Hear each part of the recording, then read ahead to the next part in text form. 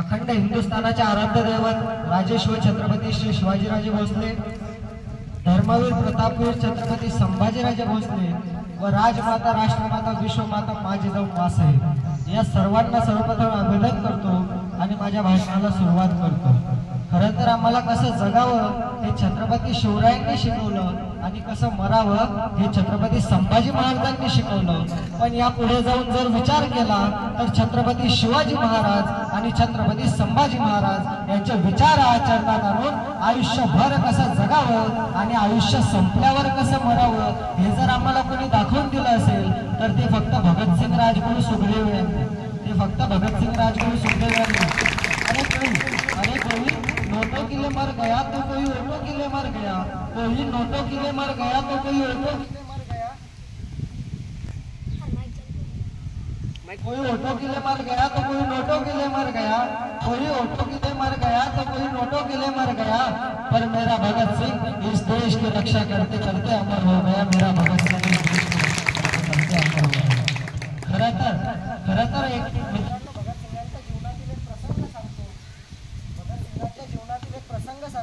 भगत सिंगांचं लग्नाचं वय झालं, भगत सिंगांचं लग्नाचं वय झालं आणि त्यांची आई त्यांना म्हणते की हे भगत तुझं लग्नाचं वय झालं, तुझं लग्न करायचं म्हणते, हे भगत तुझं लग्नाचं वय झालं, तुझं लग्न करायचं म्हणते। लग्नाचा एक तास भगत सिंगांनी उत्तर दिलं, लग्नाचा एक तास भगत सिंगांनी उत्तर दिलं, हे आई तू माझ्या लग्नाचा विचार करू नको, कारण मी शपथ घेतली या भारतभूमीची, रक्षा करायची या देशाची देवाची धर्माची, रक्षा करायची या देशाची देवाची धर्माची। असा ऐकताच त्यांची आई ढसा रडू लागली, रडू लागली आणि आईला रडताना बघून वीर भगतसिंग म्हणतात, हे आई रडू नको, हे आई रडू नको, कारण तुला रडताना बघून ते गोरे इंग्रज आम्हाला पळकुटे समजतील आणि आम्हाला त्या गोरे इंग्रजांना दाखवून द्यायचंय, की आम्ही आमच्या वाटेवर येऊन आमच्याशी वाटमारी करण्याची वाट लावल्याशिवाय आम्ही आमच्या वाटेवर परत येत नाही, आम्ही आमच्या वाटेवर येऊन वाटमारी करण्याची वाट लावल्याशिवाय आम्ही आमच्या वाटेवर परत येत नाही, हे आम्हाला त्या टोपेकरांना दाखवून द्यायचं आहे। आठवा तो प्रसंग आपल्या डोळ्यासमोर आणा। वीर भगतसिंग राजगुरू सुखदेव यांना फाशी होणार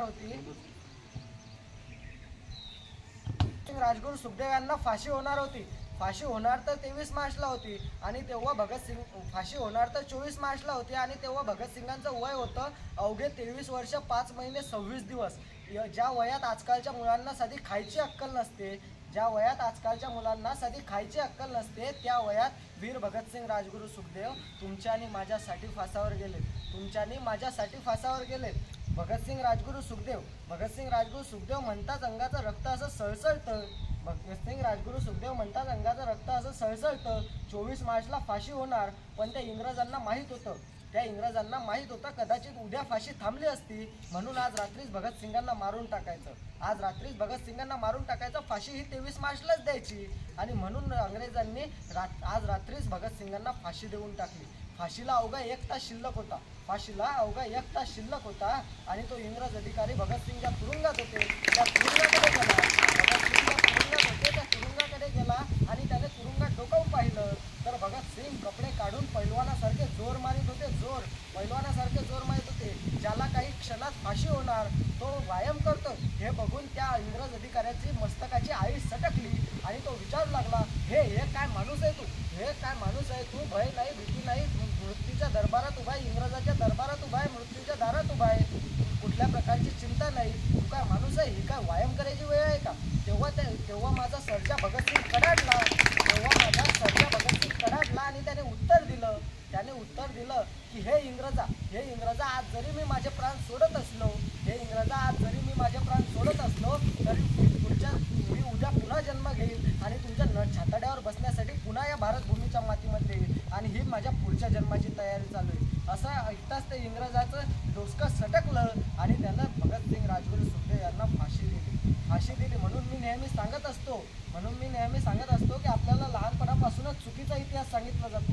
ज्यांनी इंग्रजाची एक काठी सुद्धा खाल्ली नाही, ज्यांनी इंग्रजाची एक काठी सुद्धा खाल्ली नाही, त्यांनी आपला भारत देश स्वतंत्र केला, त्यांनी आपला भारत देश स्वतंत्र केला।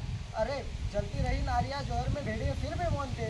हमें सिखाया गया कि अकबर महान तो महाराणा प्रताप और छत्रपति शिवाजी महाराज कौन थे।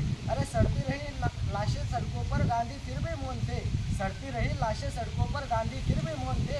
हमें सिखाया गया कि गांधी के चरखे से आज़ादी आई तो वीर भगत सिंह राजगुरु सुखदेव कौन थे। वीर भगत सिंह राजगुरु सुखदेव कौन।